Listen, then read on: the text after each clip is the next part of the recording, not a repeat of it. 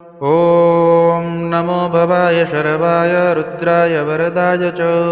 पशूनां पतये नित्यम् उग्राय च कपर्दिने महादेवाय भीमाय त्र्यम्बकाय शिवाय च ईशानाय मखघ्नाय नमस्ते मखघातिने कुमारगुरुवे नित्यं नीलग्रीवाय वेदसे विलोहिताय धूम्राय व्याधिने न पराजिते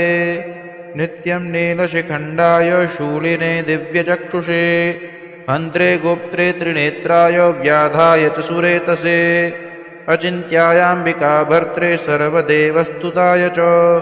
वृषभध्वजाय मुण्डाय जटिने ब्रह्मचारिणे तप्तमानाय सलिले ब्रह्मण्यायाजिताय च विश्वात्मने विश्वसृजे विश्वमावृत्य तिष्ठते नमो नमस्ते सत्याय भूतानां प्रभवे नमः पञ्चवक्त्राय शरवाय शङ्कराय शिवाय च नमो